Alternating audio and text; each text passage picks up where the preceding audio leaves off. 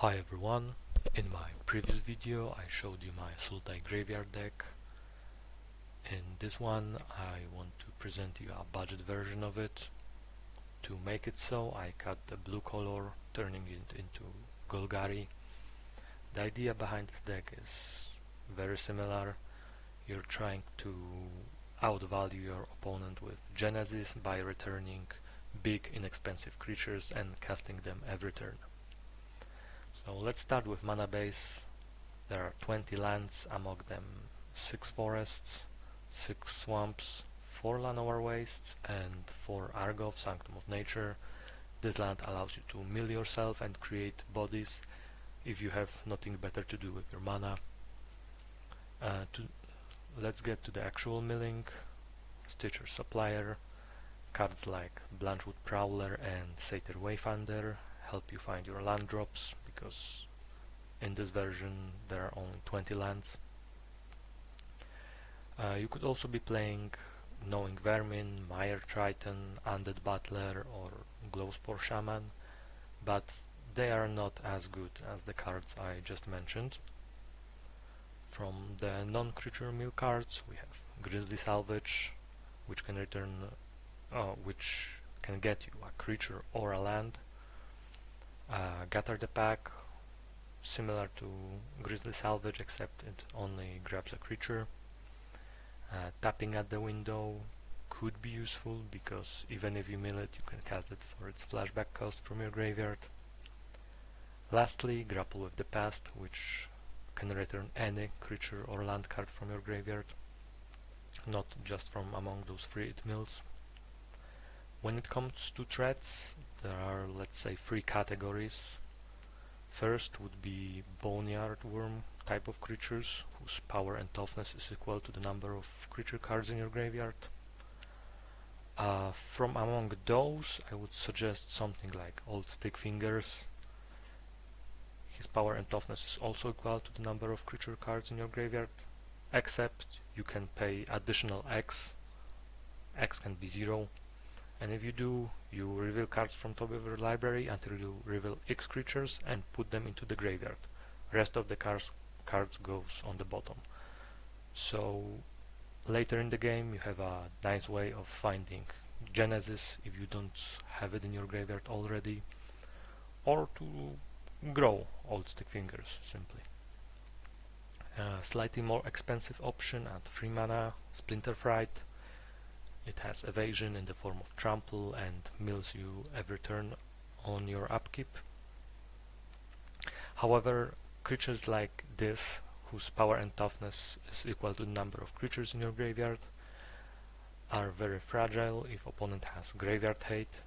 So if you have no creature cards in your graveyard or opponent removes your graveyard from the game, they will be 0/0 and they will die. If you have troubles with that, you can try Urborg Lhurgoyf or Fiend Artisan, Liliana's Elite, cards like those. Fiend Artisan is quite powerful, but it's not as budget friendly. Other cards you could be playing are Night Howler, Mortivore, Bone Horde, cards like those. Jarad is an interesting option because it can be returned from your graveyard even if you don't have Genesis, and its second ability could be useful if you're for some reason unable to attack your opponent. You will just start sacrificing your creatures and make your opponent lose a lot of life. Next up is the second category of creatures. This is kind of a mashup of creatures like Golgari Raiders or Rhizome Larcher, but I would advise against playing those. They are 4 mana and they only check for the content of your graveyard once when they enter, so if you later on add more creatures to your graveyard, they won't grow, so that's probably not desired. Then things like Graveblade Marauder, Urg or Lord of Extinction, If you want something that hits hard, Kha'Zix Cagebreakers are here for you. You can kill your opponent with a single swing by creating lots of attacking 2/2 wolves. And lastly, there are expensive creatures that cost 1 less for each creature card in your graveyard. Best of them, Ghoultree, then Nemesis of Mortals and Rethink Necromass. I would advise you not to play either Molder Hulk or Avatar of Vow. Hulk is quite a bit expensive in mana and not as big as other creatures, while Avatar of Vow costs either 8 mana or 2 mana. There's no in between. Last few slots in the deck are a playset of Shriekmaws. You evoke them for 2, destroy a creature, and the Shriekmaw itself dies. Then you return it with Genesis, and you have yourself a repeatable removal. Some life gain if you need it, and lastly, evasion. So I haven't found any creature-based evasion that works from graveyard, so instead I have 2 cards with Aftermath. So a card that has Aftermath, the lower half, can only be cast from graveyard. And the first of them, Lead, reads all creatures able to block target creature this turn do so. So you cast it, for example, on Blanchwood Prowler. All creatures your opponent control will have to block it, and if you have something bigger like a Ghoultree, there will be no creatures left to block Ghoultree. Another one is Despair. If you cast it, until end of turn, creatures you control gain Menace, and if they damage your opponent discards a card.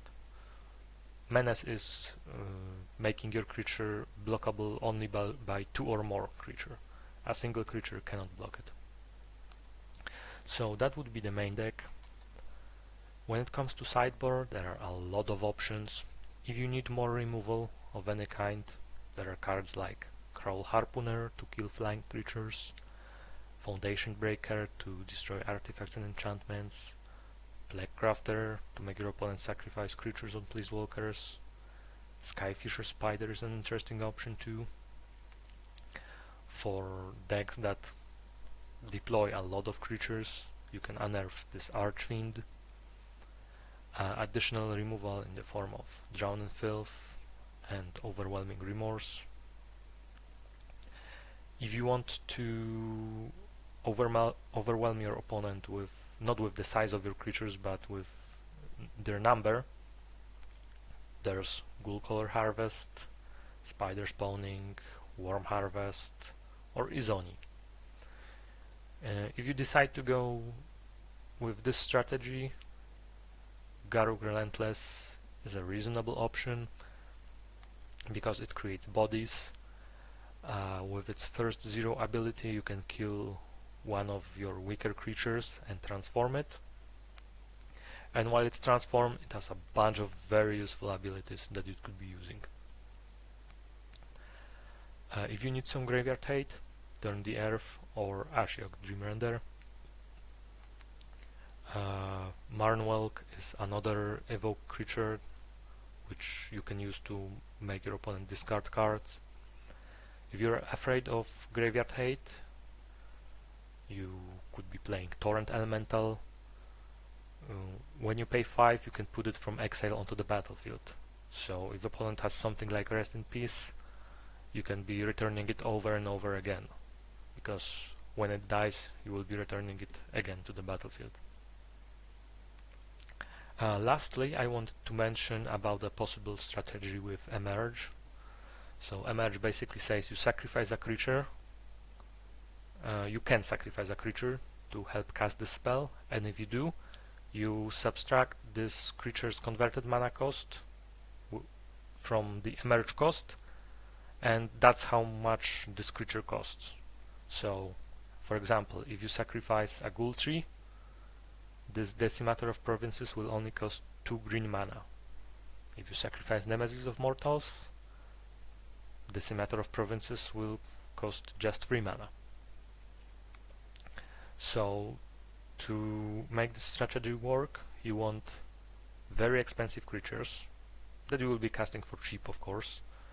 So probably cut some of those and play 4 Nemesis of Mortals, 4 Rethink Necromas, 4 Ghoultrees, maybe even some Molder Hulks. And then when you mill those, you will return them from your graveyard to your hand with Genesis. And when you cast them, your smaller creatures, actually all of your creatures, but you'll probably want to replace those non-creature mill cards with some creature mill cards, and then those creatures will get a +2/+2 bonus and trample. So that's another kind of strategy you could start using. One of the spells you could replace those with is this, because it also creates a creature when it mills you, so it's another body that Decimator of Provinces will give a pump. So that would be the general build of this deck. I encourage you to experiment and see how it goes. So that's budget Golgari Graveyard.